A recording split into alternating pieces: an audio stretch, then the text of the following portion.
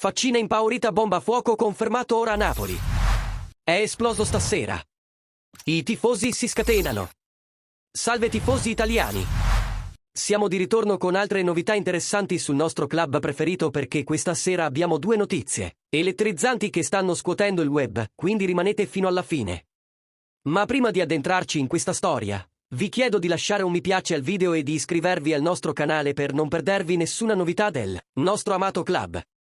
Con una prestazione incredibile, il Napoli ha conquistato una vittoria cruciale contro il Monza, portando a casa i 3 punti e lasciando i tifosi estasiati. Lo stadio Ovu è stato il palcoscenico di uno spettacolo di calcio con la nostra squadra che ha dimostrato tutto il suo potenziale. I protagonisti della partita sono stati Politano e Zielinski, che hanno segnato 2 bei gol ciascuno. È stato un vero spettacolo di talento e determinazione da parte dei giocatori napoletani e ciò non è sfuggito all'occhio del giornalista italiano Maurizio Pistocchi.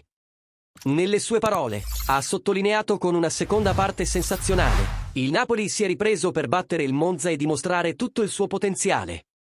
E quella seconda parte è stata questa, il pareggio è arrivato con un gol di testa di Osimhen, seguito da un bellissimo gol di Politano e un altro di Zielinski. Nonostante il Monza abbia cercato di reagire, il Napoli ha mantenuto il vantaggio chiudendo il punteggio sul 4-2 con un gol di Raspadori. Nonostante la vittoria, una notizia esplosiva sta mettendo tutti con il fiato sospeso, si tratta di un rigore non concesso al Napoli. Infatti, questa sera l'ex arbitro e commentatore Luca Marelli ha parlato a ruota libera durante un'intervista con Udown e non ha risparmiato critiche riguardo alla mancata assegnazione di un rigore a favore del Napoli. La giocata in questione è stata un fallo di Zerbin su un gongo, che secondo Marelli meritava chiaramente un calcio di rigore. Ha argomentato che il difensore ha preso prima l'uomo e poi il pallone, il che configura chiaramente un fallo all'interno dell'area di rigore e di conseguenza un calcio di rigore per la nostra squadra.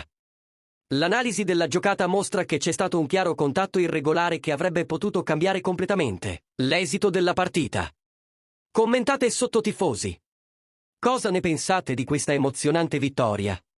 Qual è stato il momento che più vi ha emozionato? Condividete le vostre opinioni nei commenti qui sotto e rimanete sintonizzati sul nostro canale per le ultime notizie del Napoli in anteprima. Fino alla prossima, forza Napoli sempre!